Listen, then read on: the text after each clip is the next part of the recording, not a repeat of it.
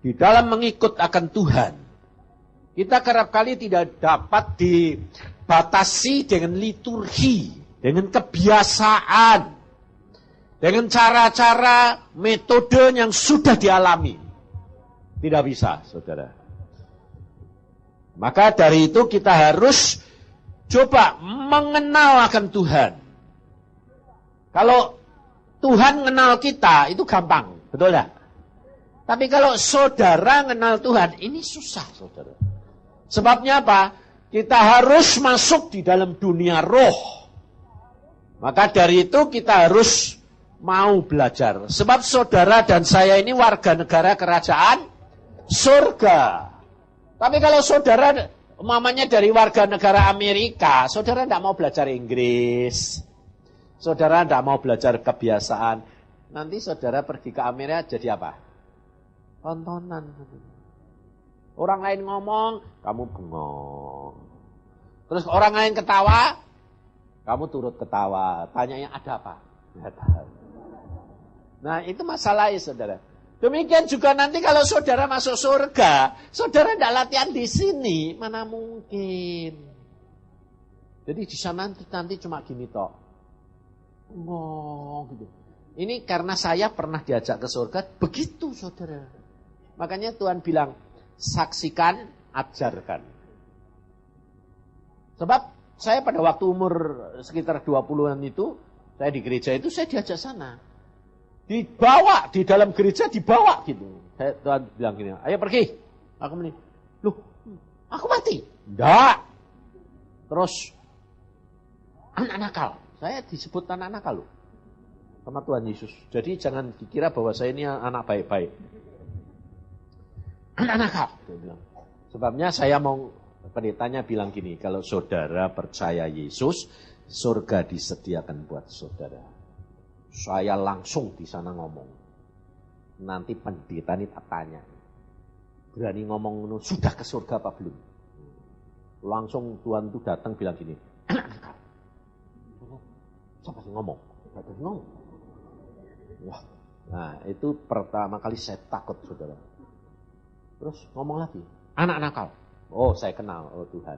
Loh aku kan gak ngapa-ngapain. Aku bilang. Oh cuma aku nanti mau tanya. Dia pendeta itu loh. Sudah ke surga apa belum? Kok berani ngomong? Wah ya kamu ini nakal. Ayo ikut sekarang. Oh gitu. Ikut kemana? Ke surga. Wah. Terus saya digotong, dibawa gitu. Jiwa sama roh saya yang ikut. Saya lihat tubuh saya di situ. Aku mati. Enggak. Lu lihat tubuhku ada jiwanya itu. Itu kelontongan di situ saya bilang. Kalau disenggol kan roboh.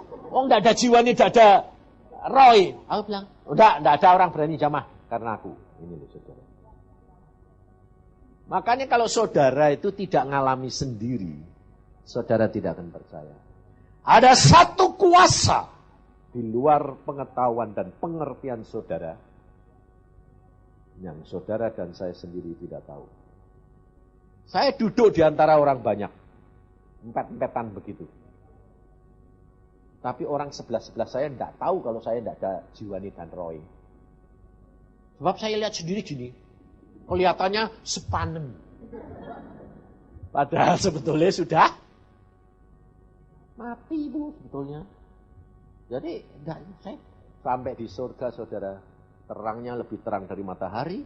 Saya dibawa sana, digandeng sama Tuhan. Saya bilang, bingung bener. Makanya aku bilang, kamu nanti ya kayak gitu. Bengong. Gini toh, gini.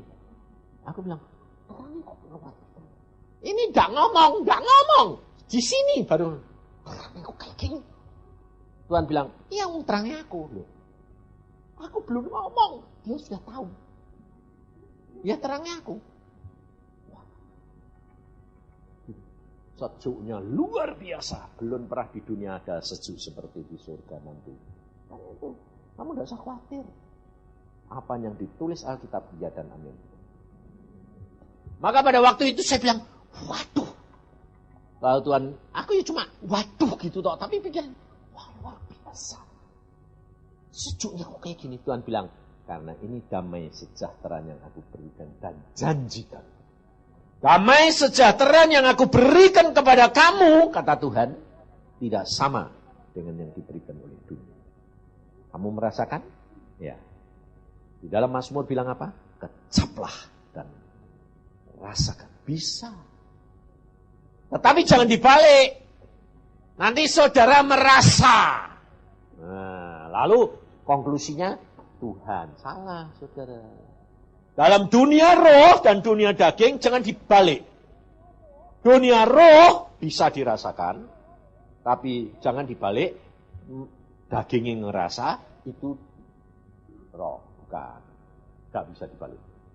Hati-hati. Ini kesalahan daripada hamba-hamba Tuhan, anak-anak Tuhan yang sudah berkarunia dan mengalami, mereka lalu dibalik. Kalau gini, merasanya gini, Tuhan hadir. Belum tentu. Kalau Tuhan hadir, hati ini rasanya, saudara, macam-macam. Nggak bisa lalu, aku belum pernah nangis. Tuhan hadir, terharu luar biasa. Saya itu orang yang nggak cengeng. Saya bilang, setelah saya ketemu Tuhan, jadi cengeng. Tapi jangan kira kalau Tuhan nanti ketemu, datang terus kamu nangis terus. Nah, kadang-kadang kalau sudah marah, kayak guntur. Wah, ngeri. Ya aku udah gitu, jangan marah dong. Saya bilang, maksud aku takut, hancur aku nanti ini. Rasanya itu kayak mau jadi terkeping-keping. Jangan gitu dong Tuhan, aku takut bilang itu. Makanya jangan nakal. Ya. Jadi macam-macam, makanya jangan membatasi. Jangan pengalaman dijadikan metode. Hati-hati. Sebab itu nanti bisa dipakai setan. Yang datang setan bukan Tuhan. Sedang kalau setan seperti Tuhan, saudara tidak bisa membedakan. Akalmu tidak bisa, jiwamu pun tidak bisa, rohmu sendiri tidak bisa, kalau tidak Roh Kudus. Maka dari itu saudara, saya Denny tadi, ini Denny namanya. Daniel Denny. Itu anakku sing dulu onderdile kurang dulu. Siapa yang percaya kok sekarang gendut aku gendut enak. Itu yang onderdile ndak ada dulu, 4 dunia ndak ada, itu dia ndak punya. Dokter bilang ndak bisa, mesti mati. Saya bilang memang harus mati, saya bilang. Ya makanya itu tak bawa pulang supaya cepat mati. Nah, aneh dah ya. Jadi dari dulu mula saya memang wataknya aneh, saudara. Kalau Tuhan sudah ngomong, saya mau cepat-cepat laksanakan. Itu watak saya. Saya tidak mau lambat-lambat. Sebabnya apa? Saya tuh punya moto gini. Kalau ikut Tuhan, ikut sekalian. Sudah kepalang tenggelam. Kalau dunia sekalian. Kepalang nanti masuk neraka yang paling dalam. Makanya mama saya dulu, saya umur 15 ditanya, "Nak, kamu besok umur 15. Saya 12 ketemu Tuhan, sebelumnya umur 12 mama tanya, "Nak, besok kamu jadi apa?" "Aku besok jadi sarjana." Terus tidak mau kawin. Kaget mama. "Kenapa?" "Kawin itu neraka." "Kenapa?" "Nah, mama mbak papa ribut terus." Bilang, "Buat apa kawin?" "Nah terus gak kawin." "Enggak kawin, tapi punya simpanan di mana-mana." Wah. Bayangin saudara. Anak 12 loh, modelnya kayak gini. Bayangin, sudah pikiran itu sudah dewasa. Kotor, makanya saya bilang, saya ini super mata keranjang dulu. Maka dari itu saudara, jangan merasa, wah pasti Tuhan. Ini pasti tidak bisa saudara. Sebabnya apa? Saya pada waktu ketemu tuh setan seperti Tuhan Yesus, tidak bisa. Roh Kudus sudah saya ajak bicara. Saya berkata, Tuhan Yesus datang. Tuhan Roh Kudus, Tuhan Yesus datang ya. Roh Kudusnya diam, gini diem. Tak sembah ya Tuhan. Jangan cepat-cepat nyembah. Sudah diomongi begitu masih tidak tahu kalau itu setan. Soalnya apa saudara? Tuh Roh Kudus tidak mau ngasih tahu. Oh, itu setan. Soalnya apa? Karena setan minta izin Tuhan mencobai saya. Loh. Nah, kalau mencobai lalu dikasih tahu sama Roh Kudus kan tidak lucu. Wong sudah minta izin sama Tuhan. Ini loh saudara. Kamu harus tahu kesatuan Bapa, Anak, dan Roh Kudus. Kalau anak sudah mengizinkan, Roh Kudus menghormati. Luar biasa. Kalau Bapa sudah setuju, Anak dan Roh Kudus menghormati. Ini. Nah, hari ini Tuhan itu mau mengajar saudara dan sahabat. Kerendahan hati. Kenapa saudara? Karena kuncinya untuk engkau bisa bergaul akrab dengan Tuhan, rendah hati. Engkau mencapai target yang disediakan Tuhan, rendah hati. Engkau mengalami damai sejahtera dengan keluargamu, rendah hati. Dan Tuhan khusus bulan ini, itu khusus mau memberikan ini, mengarahkan karena apa? Tuhan mau supaya keluarga ini seperti yang dikatakan, satu orang diselamatkan, seluruh isi keluarga diselamatkan. Nah, ini yang saudara, bagian saudara menyiapkan, bagian Tuhan itu nanti yang akan memberikan. Karena gini saudara, saudara dan saya tidak dapat, aku mau rendah hati terus datang. Tidak mungkin. Itu bukan karyamu. Itu karyanya siapa? Tuhan. Tapi kerjasama dengan saudara. Nah, ini yang Tuhan mau. Jadi, tapi bukan hari ini loh ya. Ini disiapkan dulu bagian kamu. Besok itu urapannya. Itu aneh-aneh. Saya sampai aneh-aneh sih Tuhan. Hari ini persembahan. Tuhan bilang, beri. Maka aku akan beri. Loh kok aneh-aneh. Jadi ada orang tanya bilang, loh Pak persembahannya kapan? Nggak ngerti. Kok kadang-kadang kok hari pertama, kadang-kadang hari kedua. Lah ya mau nih gitu. Gak bisa diatur dia itu. Dia yang ngatur aku. Jadi setiap kali itu kita mesti panitia, mesti berdoa dulu. Tuhan maunya apa, terus dapat pernyataan dari sana, dari sini, dari sini. Bukan dari saya saudara, dari panitia itu. Terus kemudian apa? Saya yang berdoa, nah saya yang, oh ini dari sini, ini dari, terus bagaimana Tuhan Roh Kudus? Nah kamu harus ngerti, wong kowe pemimpin ini gini, ayo dirangkai jadi satu loh. Ini bukan dari saya ini cuma tukang apa? Ngerangkai, lumayan toh. Makanya saudara tidak akan tahu. Pada waktu saya secara akal, secara daging, secara roh saya nilai, tidak ada bedanya memang Tuhan, itu memang Tuhan. Tapi Roh Kudus diem aja. Saya ya, Tuhan kok gak boleh sih, kenapa sih? Diem aja ya sudah. Nah, justru di situ, makanya saya akan kembali ini ajarkan karena apa? Bedanya itu tipis saudara. Saudara tidak akan tahu. Dengan hikmatmu, akalmu, dengan rohmu tidak bisa. Kecuali Roh Al-Kudus. Sebab pada waktu itu persis seperti Tuhan Yesus dicobai sama setan. Saya ngalami saudara. Dan dia ngomongnya hampir sama. Yusa manggili saya tuh teku aneh.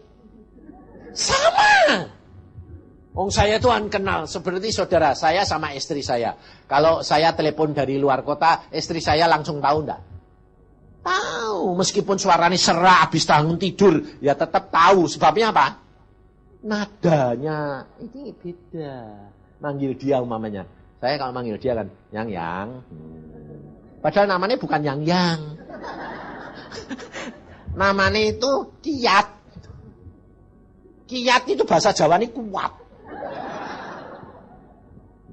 Jadi saya jarang manggil dia Kiat ya enggak. Yang. Langsung dia. Kenapa? Nah, ya nah, biarpun bagaimana, lah ini Tuhan yang nyebutin. Yusa, loh. Jadi, waduh Tuhan. Loh. Padahal setan gak ngerti, saudara. Manggilnya sama. Terus ngomongin, kamu sudah dididik oleh Tuhanmu. Benar tak? Kamu dipanggil oleh Tuhanmu. Jadi dia ngomongnya benar. Dia tidak berani dia mengatakan dia Tuhan. Tuhanmu. Benar. Logis. Tidak salah. Enggak. Sekarang aku, dia bilang, aku minta engkau berjanji. Janji apa Tuhan lu? Mesti sebut Tuhan lu. Bayangin, kurang ajar enggak? Janji apa Tuhan? Lakukan firman Tuhan dengan benar. Yuk, coba bayangin. Coba saudara sekarang ini sedang menggebu-gebu kayak Petrus. Mati untuk Yesus mau. Ditanyai gitu saudara. Aku cuma minta kamu janji, tapi dia tidak pakai bahasa Inggris. Oh, zaman sekarang kan komitmen. Wah. Saudara suka komitmen loh? Ayo jujur, betul? Makanya saya bilang hati-hati saudara. Sebab setan itu paling seneng gitu. Komit, jadi komat kamit. Sebabnya apa saudara? Bisa ngucapkan, gak bisa ngelakuin. Dia berkata gini, cuma untungnya dia pada waktu itu udah pakai bahasa Inggris karena aku udah bisa Inggris. Setannya lebih pinter, ngerti. Dia aku dikasih komit gak ngerti aku apa itu. Dia cuma, aku minta kamu berjanji. Janji apa Tuhan? Lakukan, janjinya tidak jelek. Lakukan firman Tuhan dengan benar. Ini di sini, saudara. Ya logis toh ya. Kamu ya gitu dah. Ya otomatis. Hati-hati, saudara. Cuma saya punya kelebihan satu. Tanya Roh Kudus. Saya ngomong, Tuhan Roh Kudus. Ini Tuhan Yesus kok minta janji aku ngelakuin firman. Ya logis toh ya Tuhan. Siapa yang tidak mau melakukan firman Tuhan dan benar? Roh Kudus jawab lagi. Jangan cepat-cepat jawab. Di sini ada bedanya. Sudah menangkap, sudah berpikir, tapi belum diucapkan, diperbuat. Jadi belum dosa. Belum komit. Iman tanpa perbuatan, mati, baru separuh. Jadi pada waktu itu saya bilang, loh kenapa Tuhan? Tanyaannya Roh Kudus sama tanyaannya setan sama. Oh, saudara. Tanyaannya dia, yang didik kamu siapa? Saya ganti yang jawab. Tuhan Yesus. Yang ngajar kamu siapa? Tuhan Yesus. Yang manggil kamu siapa? Tuhan Yesus. Yang memampukan kamu siapa? Tuhan Yesus. Pikir. Kalau segala-galanya Tuhan Yesus, pikir. Kaget aku, kayak orang disentak. Lah kalau segala-galanya Tuhan Yesus kok dia yang minta garansi saya. Aneh orang ini. Wah, langsung emosi saya muncul. Saya jengkel. Aneh ya Tuhan. Loh, dia kok yang saya bisa melakukan karena dia kok. Sekarang aku disuruh janji. Roh Kudus bilang, lah ya, ngerti kamu? Ngerti. Sudah jawab sana. Jawab. Aku udah halus saudara. Sudah gitu sudah jengkel kok saya. Padahal udah ngerti kalau itu setan.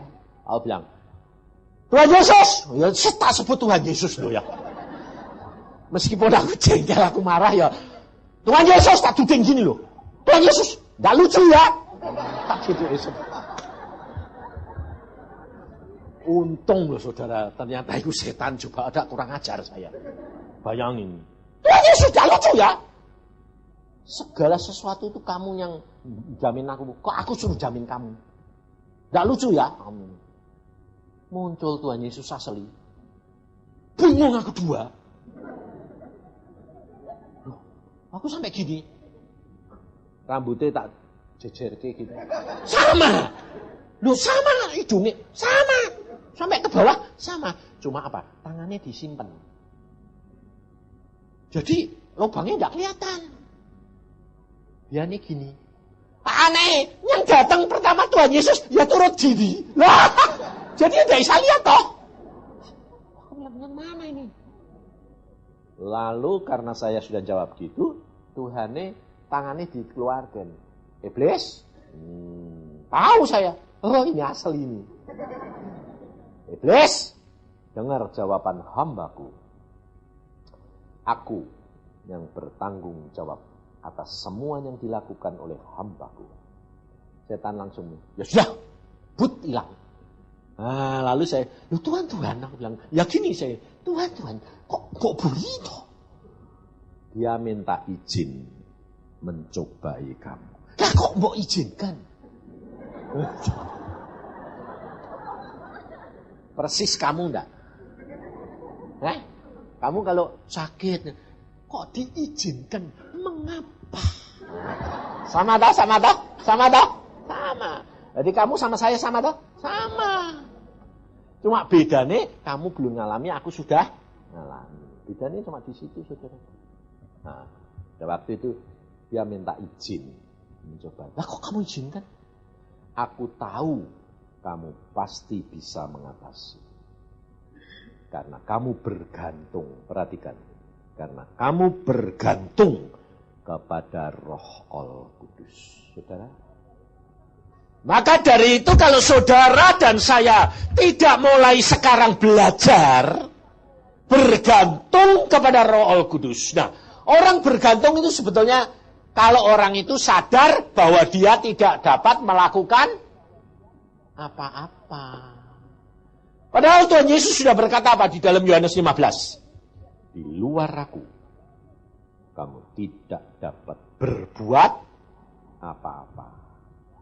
Jadi sebetulnya saudara dan saya harusnya gantung sama Tuhan, enggak? Dan saudara dan saya itu satu anugerah. Karena saudara dan saya, Tuhan Yesus sudah berkata, sejak engkau bertobat, Roh Al-Kudus, aku berikan kepada kamu, dia masuk dalam hatimu. Jadi sebetulnya orang Kristen itu punya jaminan yang luar biasa, saudara. Nah, ada satu rahasia yang Tuhan ungkapkan. Mari kita buka di dalam Matius pasal yang ke-11. Ayat ini sebetulnya sudah beratus-ratus kali saudara dan saya hafal. Saya baca ya berpuluh-puluh kali, ratusan kali bahkan. Tapi selalu ada hal yang baru itu firman, saudara.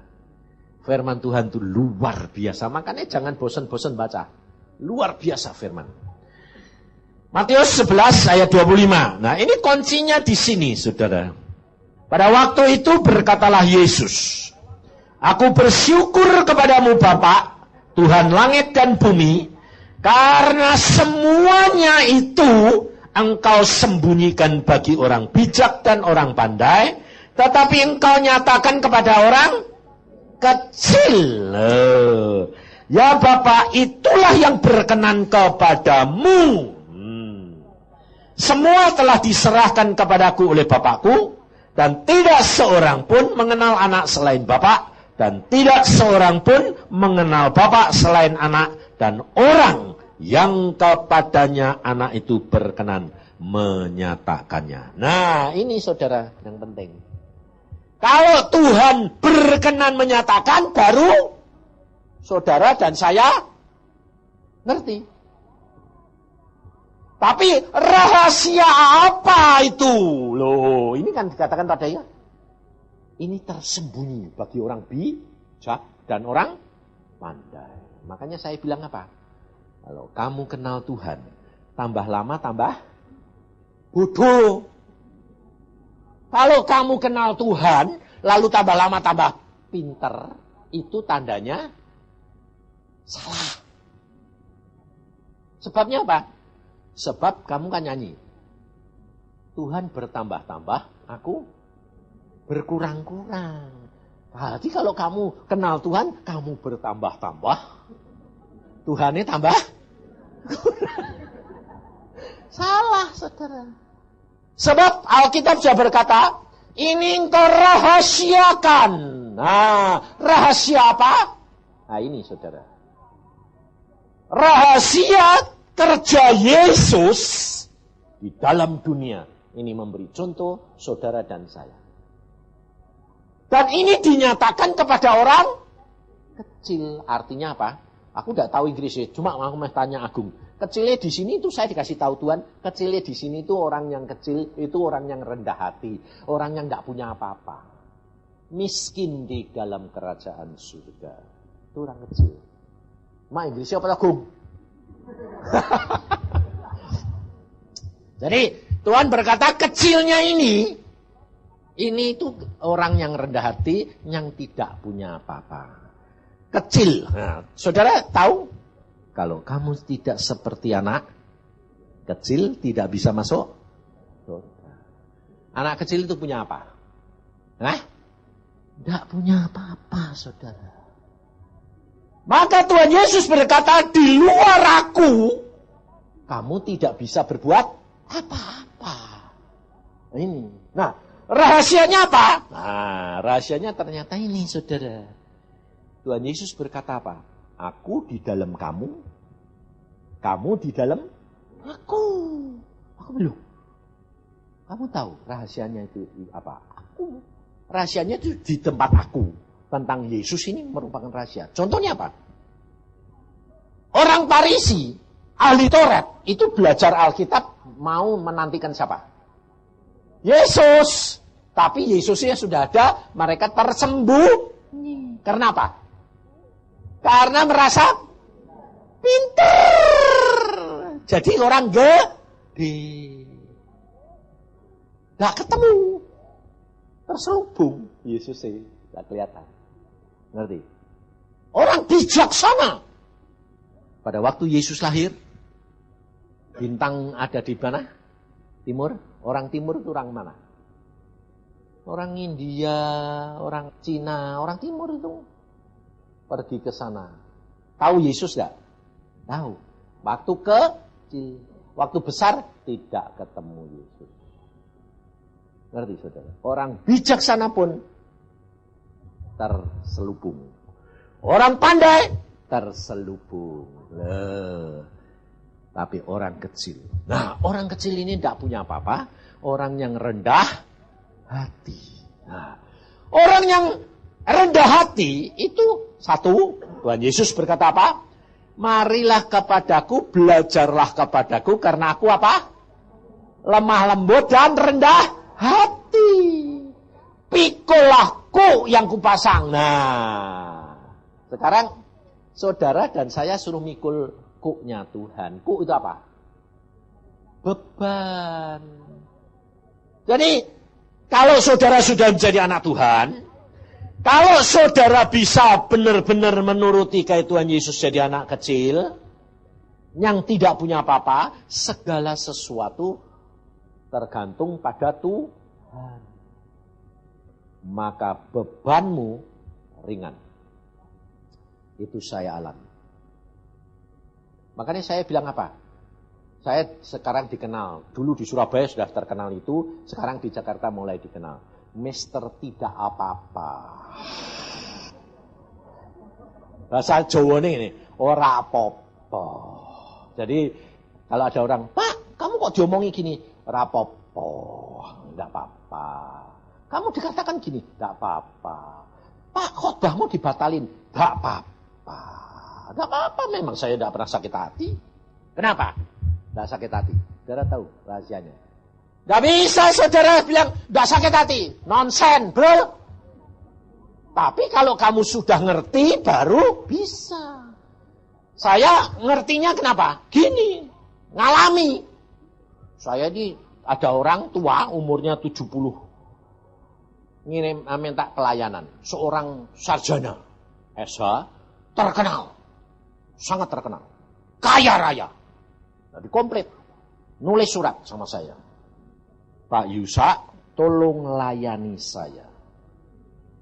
Minta pelayanan. Saya tidak sembayang, tak lihat. Jawab, tidak bisa. Balik orang ini, sopirnya balik. Setengah jam balik, lagi nulis surat. Pak Yusa, kalau engkau tidak melayani, besok saya bunuh diri. Saudara, apa jawaban saya? Silahkan bunuh diri. Yang masuk neraka kamu.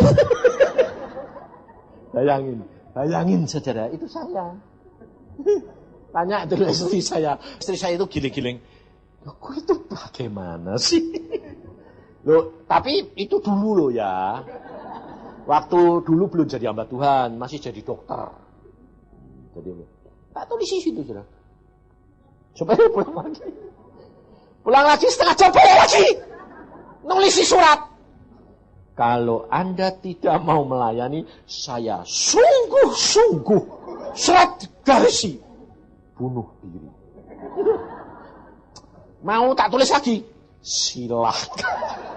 Yakin saudara. Wis tak tulis loh. Si Tuhan ngomong. Layani. Apa Tuhan? Layani. Orang kaya susah masuk surga. Terus dia bilang, dia benar-benar besok bunuh diri. Dan kamu tak tuntut gue nak. Wah, jangan gitu dong. Aku bilang, wah aku yang gak apa-apa kok mau tuntut lah. Dia minta melayani, gue gak mau. Benar mau bunuh diri. Iya, aku kan yang tahu. Ya sudah, tak balas. Oke, besok jam 7 pagi saya datang. Nah, tiap minggu 2 kali saya layani saudara. Jam 7 sampai jam 8 saya pergi kantor. Jam 7, jam 8 itu tiap minggu 2 kali. Dari bangkrut, miskin, habis semua disita. 3 tahun saya melayani. Jadi tidak jadi bunuh diri. Lalu saudara tahu? Waduh, ngajuin kredit ke negeri Belanda di ACC saudara. Wah, bukan jadi miskin, bakal jadi kaya raya saudara, miliarder. Zaman tahun 70-an. Ya kaya. Wah, saya yang layani kan turut seneng. Wong berhasil, siapa tahu. Loh, jujur. Wong aku dulu masih mata keranjang. Kok mata keranjang? Mata duitan. Loh, bener toh ya? Terus terang jujur sampai sekarang aja pendeta banyak yang gitu dah. Hah? Ngelayani orang kaya, didoake, siapa tahu. Cuma ada pendeta yang halus, ada yang kasar. Yang kasar gini, perpuluhan ini masuk saya. Nah itu yang kasar. Cuma sing halus gini, ya semoga berhasil, siapa tahu. Kan ada embel-embele ya dah. Siapa tahu keciprat. Nah, saudara tahu? Saya ngalami. Makanya saya sekarang tidak berani. Saya tidak pernah ngomong gini. Doain. Berhasil pada berhasil. Bukan urusan saya. Di Jakarta ini. Saya doakan berhasil. Dia bilang, Pak, maaf ya Pak. Maaf apa? Perpuluhan ini tidak kasih kamu. Aku tidak butuh perpuluhanmu. Lah, Bapak kan yang doain. Iya. Tapi Tuhan suruh ngasih ke orang lain. Itu betul. Sebab Alkitab berkata, yang satu menanam, yang lain menuai. Nah, jadi nanti orang lain yang berdoa, yang nuai aku kebalik. Jadi balik-balik supaya kita tidak jatuh dalam dosa, mengharapkan manusia. Nah, itu Tuhan. Makanya saya sudah kenal. Nah, ini berhasil saudara. Apa terjadi? Saya senang karena berhasil. Saya jam 7 ke sana saudara, duduk ini di kursi. Ayo Om, buka Alkitab. Buka Alkitab. Saudara tahu? Tak suruh buka Alkitab, jawabannya itu langsung duduknya lain. Dulunya gini, sekarang aku bilang, loh Om. Kamu ini. Aku mulai hari ini tidak butuh kamu. Bayangin saudara. Aku mulai hari ini tidak butuh kamu. Aku kan kayak orang ditampar. Kenapa Om? Kreditku dari negeri Belanda keluar. Dan aku sudah ditelepon Bank Indonesia. Besok jam 12. Cair. Uang ambil. Aku bilang, loh harusnya puji Tuhan toh Om. Iya. Lah ya lah kok. Lah ya aku gak butuh kamu. Waktu dia bilang gitu, ini marah enggak saya? Kalau enggak marah, itu namanya malaikat. Saya marah saudara, manusia. Marah saya bilang, oh baik ya. Langsung saya tuh ngomong dengan Tuhan. Nah lihat tuh. Kan 3 tahun yang lalu aku sudah gak mau melayani model kayak gini. Orang kaya susah masuk surga. Wah suruh sekarang aku diusir-usir. Sudah berhasil, bayangin saudara. Saya marah sama Tuhan juga. Nah, karena belum ngerti, ya toh. Makanya tak ajari. Marah gitu. Waktu marah saya mau pergi saudara. Pulang beneran toh. Mau angkat kursi ini kantil. Saya naik turun naik. Ya Jaisa toh ya jalan deh. Bawa. Aku bilang. Terus tak gini ke. Gak ada leme. Tapi demikian saya naik. Kursi ini naik. Ini biar Tuhan. 2 kali saya tahu bahwa saya tidak boleh pergi. Tuhan tidak ngomong. Tidak boleh pergi. Tidak. Kursi ini tempel. Angsal saya naik. Kursi ini naik. Aku angsal. Mau pulang gini. Saya tidak bisa melaku. Duduk meneh. Duduk tak gini-gini. Tidak ada leme. Ngesar tidak ada leme. Terus berdiri lagi. Ikut lagi. Loh. 2 kali saya langsung bilang. Ya ngerti aku. Saudara. Itu Tuhan ngomong. Melalui apa? Kursi. Makanya jangan batasi Tuhan. Tuhan tuh suka guru. Lah wong kok ngomong, jangan pergi. Ya toh. Lah kok kursi ini ditempel. Aneh-aneh wae aku bilang. Lah mbok ya ngomong, jangan pergi. Ya kan yang aku nurut toh ya. Kursi ini ditempel. Jadi gak bisa pergi. Sebabnya dek diomongi, saya mungkin sengaja tetap bantah. Satu-satunya jalan yang paling baik kursi. Ada isata jalan di kursi. Terus ya ngerti aku minum. Gak diem aku. Saudara tahu? Dia nguliai aku 1 jam. Aku ngajari dia 3 tahun. Dia sekarang nguliai aku 3 jam. Aduh, 1 jam dia bilang ngomong terus. Dia bilang ini, kalau bukan saya tidak mungkin. Saya membuat proposal, saya membuat ini. Sehingga mereka yakin. Bank di Belanda, oke. Nah dia memang lulusan Belanda saudara. Dia memang lulusan Belanda. Karena Tuhan bilang suruh duduk, ya wes. Aku tidak marah. Jadi saya diemi. Ya terus cerita Cerita. Selesai? Sudah om. Ya sudah selesai, kamu boleh pulang. Bayang ngerasain kayak apa? Sakitnya kayak apa? Langsung saya mau pulang. Tuhan bicara. Ngomong langsung.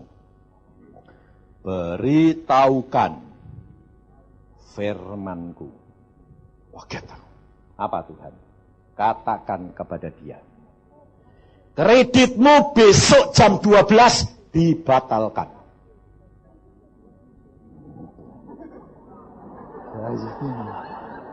Bayangin saudara, dia ketawa kayak setan.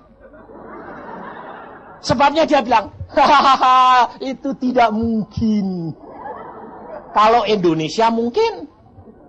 Tapi kalau Belanda, orang luar negeri, sudah tanda tangani.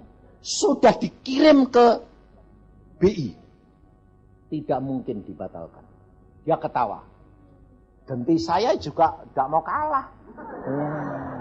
Saya kenal bapakku di surga, Tuanku. Dengar, saya bilang. Wah, ini bukan Tuhan, saya. Dengar, saya bilang. Kalau besok jam 12 tidak jadi, jangan panggil aku hamba Yesus Kristus Tuhan. Ayo, itu sombong enggak? Ya ngawur. Itu makanya kamu tidak bisa bedai orang sombong ambek orang percaya. Oh, makanya orang percaya itu seperti orang sombong. Coba bayangin saudara. Bagaimana saya berani ngomong gitu kalau tidak mengenal Tuhan sungguh-sungguh. Tidak berani saudara. Ragu-ragu. Tapi karena saya kenal, saya berani ngomong saudara. Saya ngomongnya apa? Kalau tidak jadi, jangan panggil aku hamba Tuhan. Karena yang berbicara itu Dia. Dan aku kenal siapa Dia. Ya ketawa. Oke, selesai. Angkat pantat, gampang. Ringan. Udah ikut kok sini. Aku bilang, ayo Tuhan. Nah, sudah selesai, pulang. Nah, saya santai, saudara. Tapi saudara, apakah sudah selesai? Tidak. Sampai rumah, saya masuk kamar. Oh, saya adu perkara dengan Tuhan. Ya, nggak di sana tok, di sini Tuhan. Aku bilang, karepmu itu piye toh, coba. Jadi ya, karep itu apa? Maumu itu apa? Suruh melayani 3 tahun, tak layani. Setiap jam 7, Selasa, Jumat. 3 tahun, sudah berhasil. Kayak gini hasilnya. Engkau kan maha tahu. Saya bilang, kenapa mbak suruh melayani model kayak gini? Orang yang gampang masuk surga banyak. Tuhan dulu rendah hatinya, saudara. Makanya kita nanti belajar. Tuhan bilang apa? Yusa, engkau kok ndak kenal aku? Coba terangin. Tuhan bilang apa? Apa kata Alkitab di dalam Matius? Jikalau engkau dihina karena aku, jikalau engkau diejek karena aku, jikalau engkau melakukan firman-Ku dengan benar, dan kamu ditolak dan diejek, ngucap syukur, karena upahmu besar di surga. Kamu mau upah di dunia apa di surga? Mak dia kaget. Ya, di surga. Ya, kamu digitu, kamu kerja 3 tahun tidak dapat hasil apa-apa tuh, malah dimaki tuh, diejek tuh. Ya, upahmu tuh double. Ya kalau gitu, ya suruh ngecek.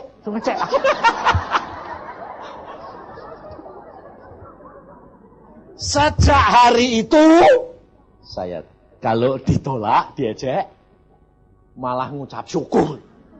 Ejekannya tambah banyak, tambah besar upai. Makanya tidak pernah sakit hati, seneng, tidak apa-apa. Tapi kok ini puji Tuhan. Jadi khotbah ditolak barang itu puji Tuhan. Kenapa? Tuhan sudah merintah, ditolak. Dia tetap khotbah, tapi upai tetap saya punya. Penak dah. Orang kerja, nerima. Makanya sekarang saya orangnya tidak pusing, dah santai aja. Melayani orang 1000 ya tidak apa-apa, melayani 1 ya tidak apa-apa. Toh upai sama. Ngerti saudara? Ini kayak gini nanti kolektor. Jangan kamu kirain masuk kantong saya semua ya. Enggak. Yang ngurusi juga orang lain, tidak mau saya. Nanti saya bisa mata duitnya kambuh. Jadi, saudara, maka dari itu, sejak itu, saudara tahu apa terjadi? Saya sukacita, muji Tuhan. Besoknya, jam 12:30, Om ini ngebel rumah saya. Tak terlihat, hehe Om. Terus dibukai, halo Om. Aku bisa ketawa-ketawa sungguh, tidak sakit hati. Halo Om. Lutut nyembah. Nangis kayak anak kecil. Ampuni aku Yusa. Saya bilang, jangan minta ampun saya. Saya sudah dapat upah di surga. Minta ampun be Yesus Tuhan. Sebab yang batalin bukan saya, Tuhan. Jam 12 tepat, Direktur BI telepon. Ini selama saya jadi Direktur BI belum pernah ngalamin. Ini pertama kali dan tidak akan terulang lagi. Ada kredit sudah ditandatangani oleh Dewan Direksi Negeri Belanda. Dibatalkan. Alasannya apa? Di situ dikatakan. Dibatalkan dengan tanpa alasan. Bayangin. Tidak keluar sak sen, saudara. Bodol bangkrut lagi. Dan akhirnya dia bertobat.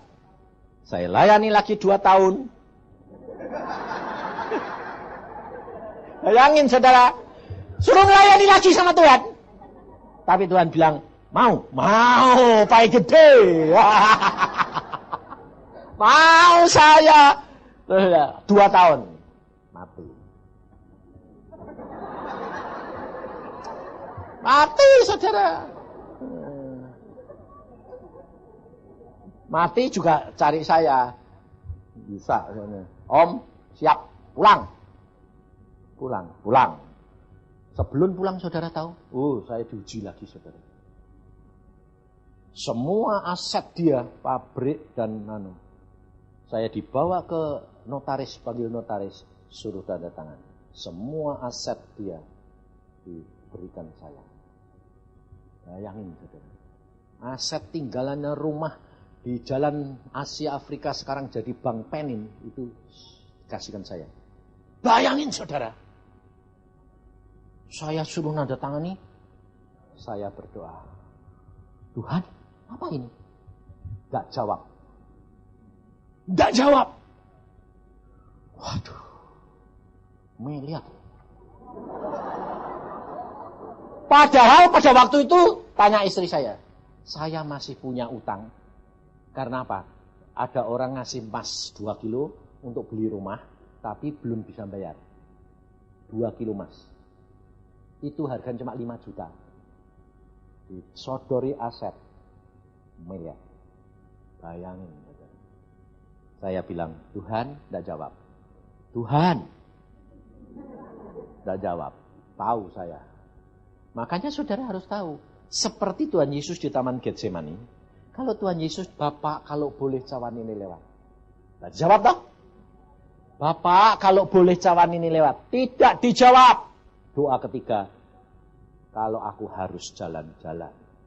Tidak dijawab, itu jawaban. Ngerti? Kalau kamu 2 kali berdoa, sudah bergumul tidak dijawab, itu jawaban. Tidak dijawab, Bapak, aku bilang, tidak dijawab. Tuhan, tidak jawab, tahu saya. Oke. Saya ambil surat perjanjian itu, saya sobek-sobek. Balik. Tidak, ini bukan hak saya. Tak balik. Mati dia, plus. Kasih ke anak. Saya tidak mau. Betul? Dan justru di situ Tuhan berkata apa? Setelah selesai saya sobek-sobek, Tuhan baru ngomong. Nah itu namanya ujian. Tuhan ngomong apa? Lulus. Lulus Tuhan? Lulus. Karena kamu tidak mata duitan. Ya. Coba saya terima, opahku di surga dicoret. Saudara, ngerti? Sebab Yesus sudah berkata kepada orang Farisi, mereka sudah dapat upah di dunia, tidak di surga. Maka hati-hati. Nah, rahasianya apa yang Tuhan mau ini? Nah, rahasianya adalah di dalam diri Yesus.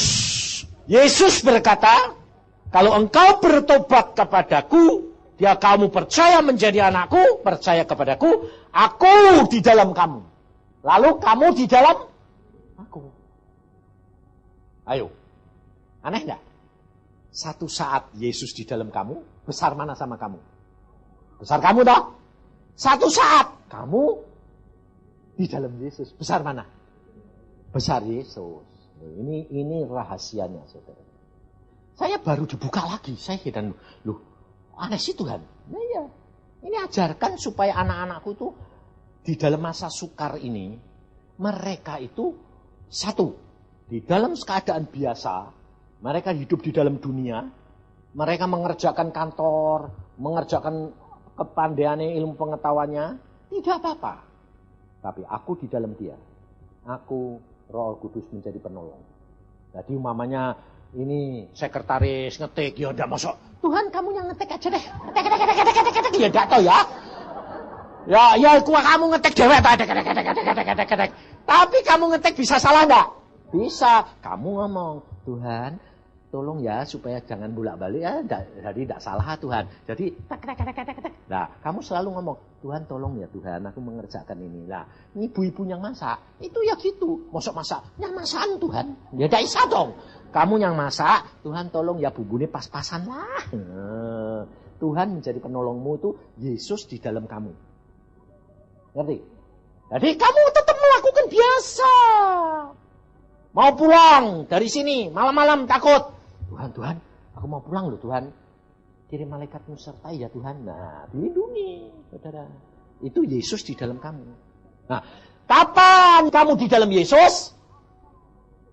Saat kamu menghadapi masalah, kamu tidak bisa nekel, kamu masuk dalam Yesus. Yesusnya suruh gede.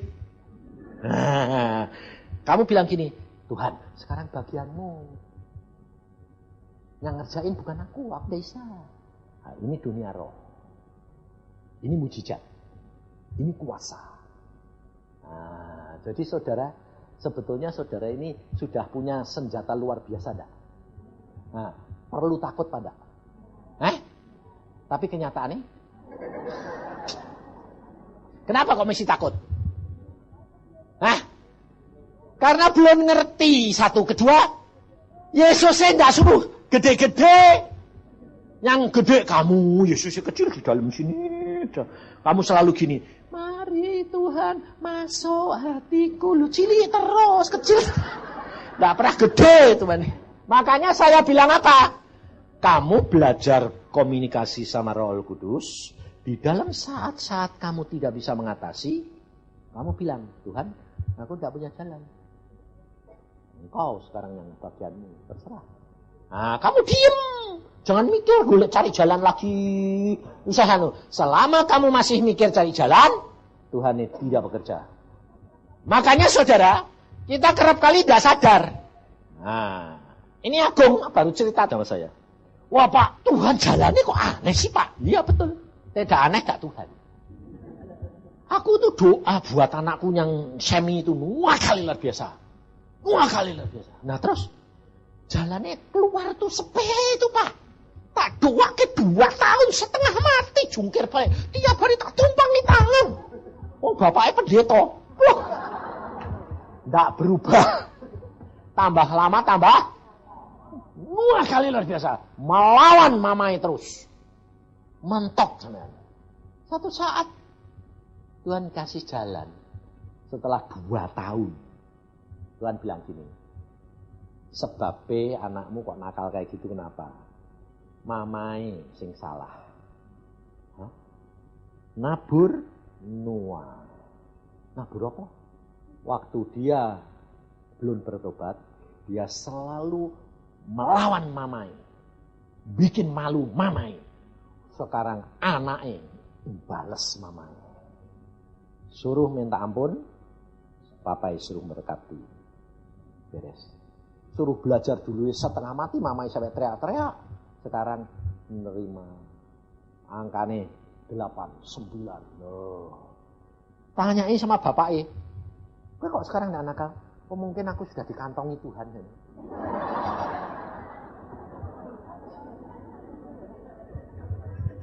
Ya bener toh ya. Jadi kalau dikantongi Tuhan kan enggak kecil. Tuhannya gede. Saudara tahu? Sebab apa? Ada roh yang lain. Ada kuasa yang lain. Yang menyebabkan anak itu di luar kontrol. Bukan kehendaknya sendiri. Nah, yang saya ingin sampaikan kepada saudara rahasia ini yang saudara harus punya. Yaitu yang seperti saya katakan apa? Yesus di dalam kamu selama kamu bisa mengerjakan. Kalau Yesus nanti kamu sudah tidak bisa ngerjakan, Yesus kamu di dalam Yesus. Yesusnya yang besar. Lah, Kenapa harus dua tahun? Setiap saudara punya kesalahan. Allah itu adil. Sedemikian kamu salah, setan nuntut, jatuh hukuman. Karena Allah adil, setiap hukuman ada waktunya berapa lama. Ada yang setahun, ada yang 6 bulan, ada yang sebulan, ada yang 3 tahun, ada yang 7 tahun. Tak tahu saudara. Yang tahu siapa? Roh Kudus. Makanya saudara perhatikan Denny tadi melihat apa? Buku gede. Buku apa itu? Buku kehidupan. Setiap namamu tercantum di situ. Setiap perbuatanmu tertulis di situ. Dan yang terakhir dia bilang apa? Nama saya ya.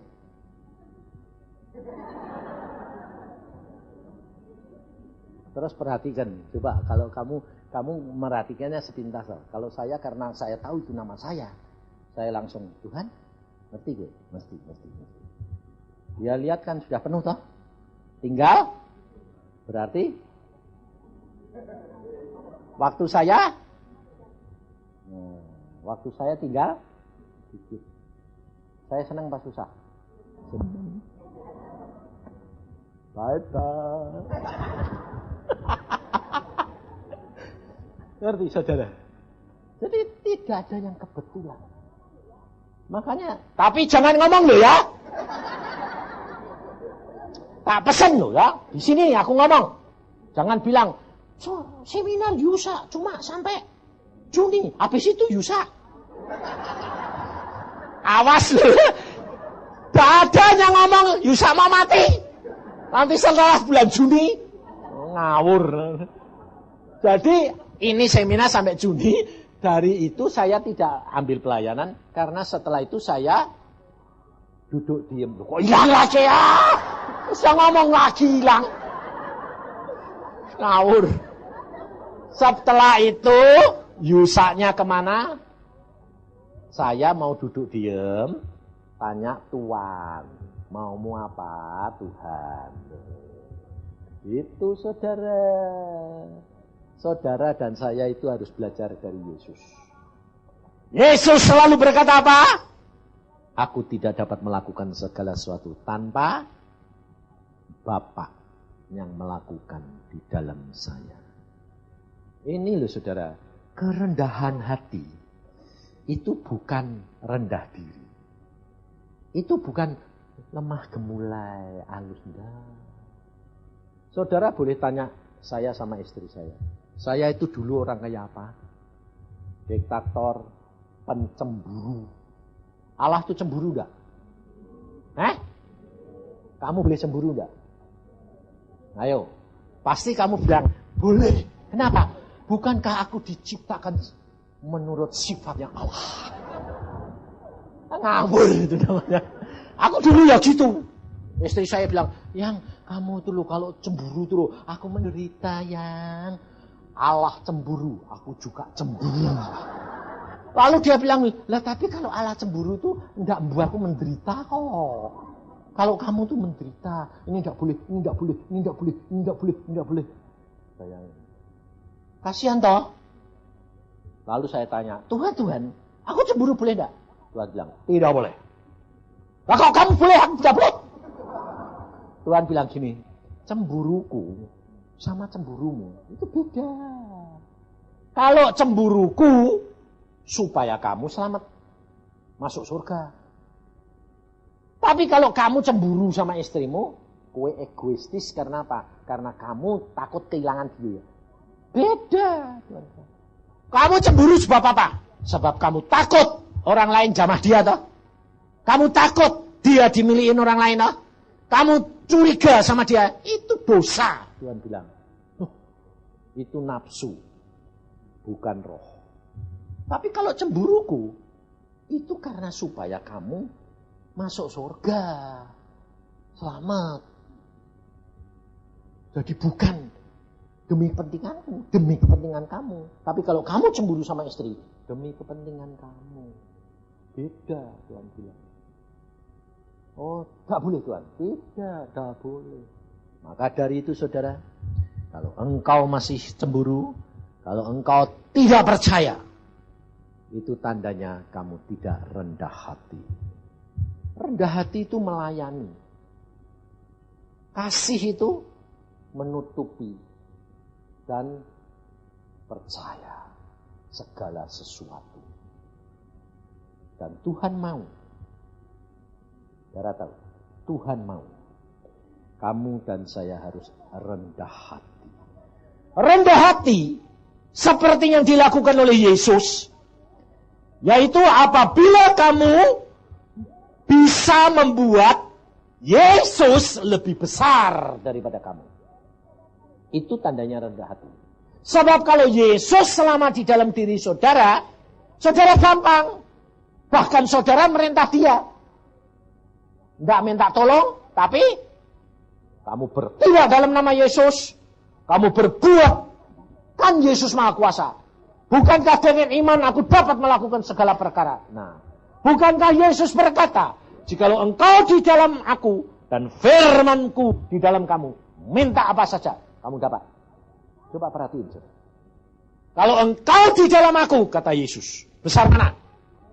Besar Yesus.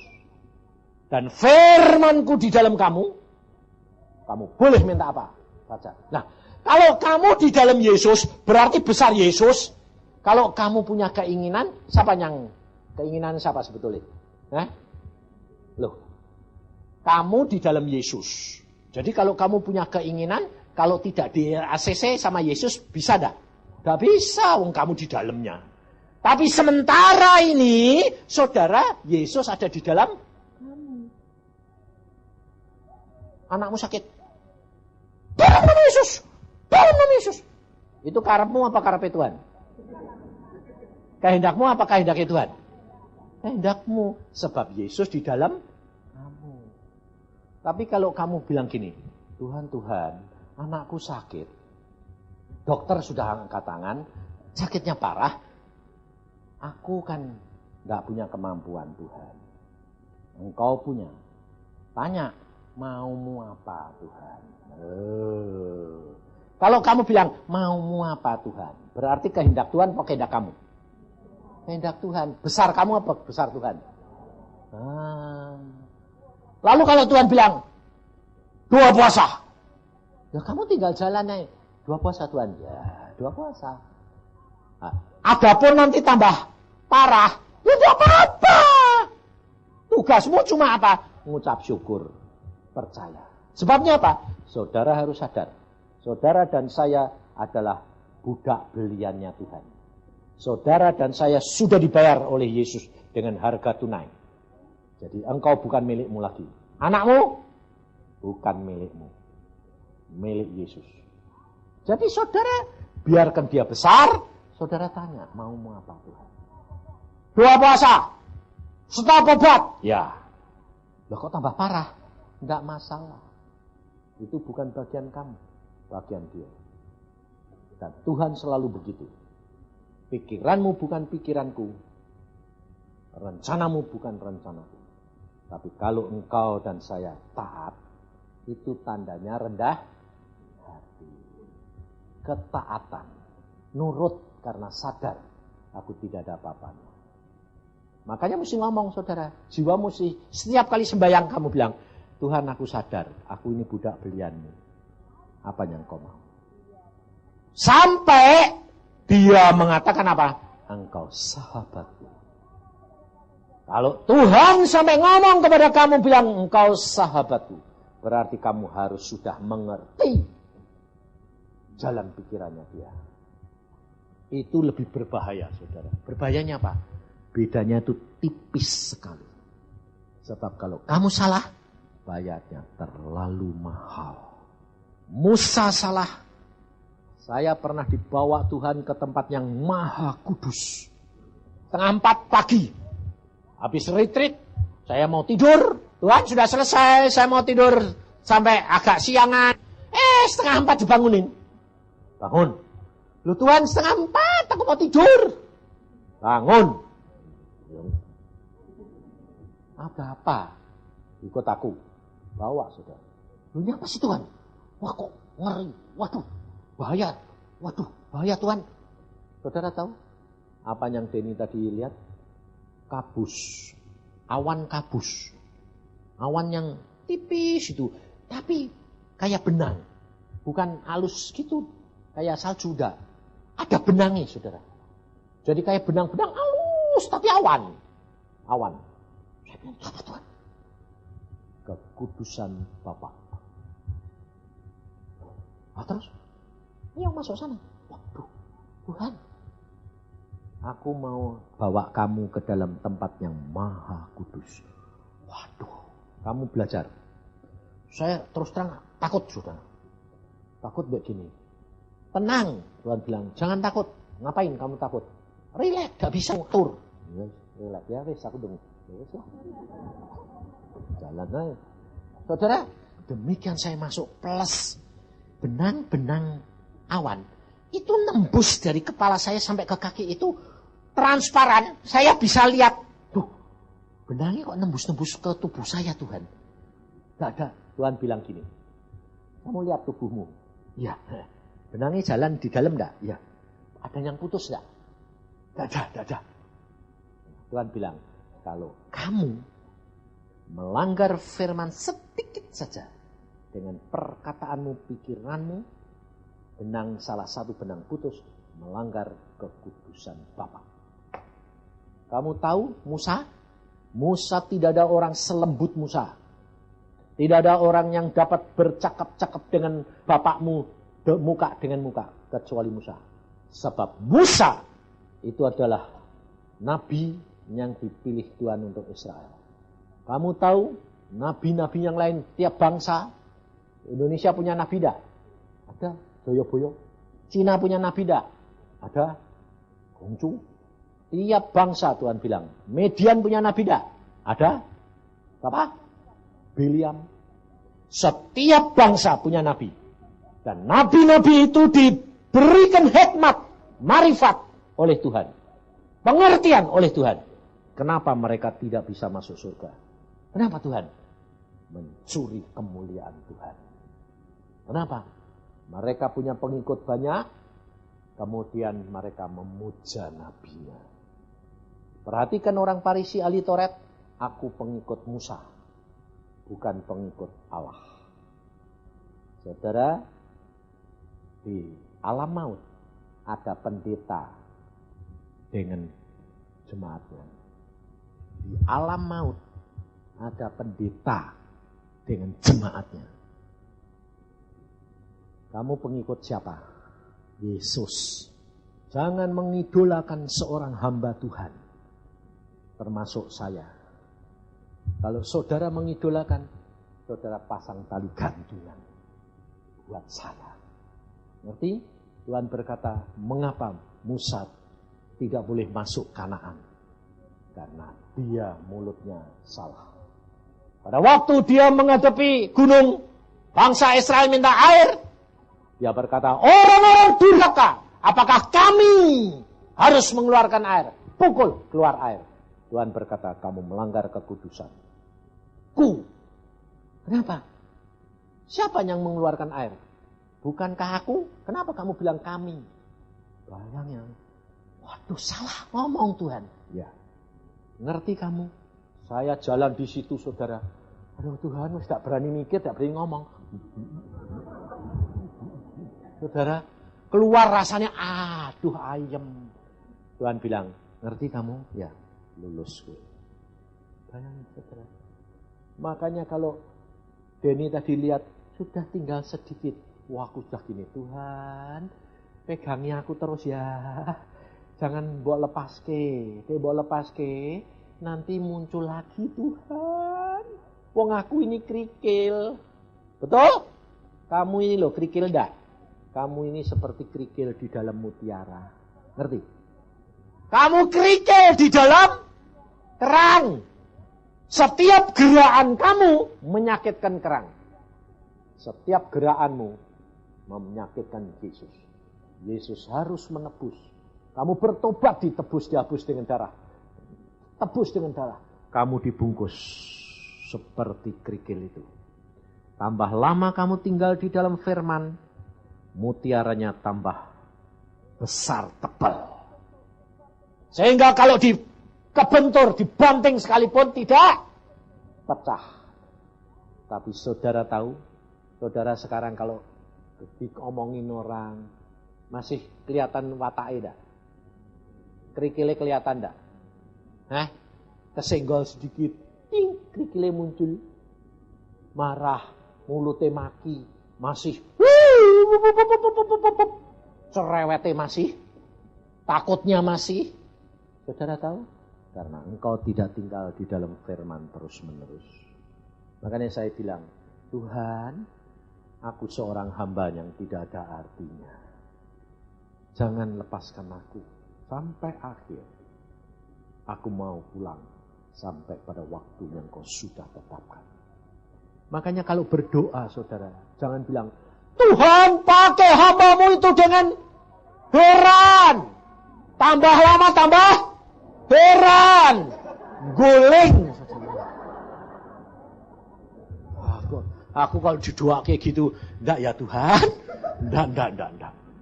Aku bilang, Tuhan pakai hamba lebih lama lebih berkenan kepadamu. Hati-hati saudara. Disanjung-sanjung, guling. Tambah tinggi itu loh, anginnya tambah kenceng. Gampang guling. Makanya itu hati-hati. Makanya saya itu orangnya apa? Enggak urusan. Ada orang selalu kalau sudah bertobat melalui apa? Pak Yusa, aku anak rohanimu. Saya bilang, saya tidak pernah punya anak kamu. Soalnya apa saudara? Kamu anaknya Yesus. Kok anakku? Anakku. Kue muni anak rohanimu, anak. Yesus saya bilang, apa? Aku digantung si alat. Pak, anak Yesus. Cari Yesus. Sebab Yesus sudah berkata, jangan kamu dipanggil Bapak. Karena satu Bapakmu di surga. Hamba Tuhan paling senang. Papi. Papa Yusa. Aku digantung Tuhan, repot. Enggak mau. Anakku ya anakku, anak dunia oke, saya bilang. Tapi anak rohani tidak, anak Yesus semuanya.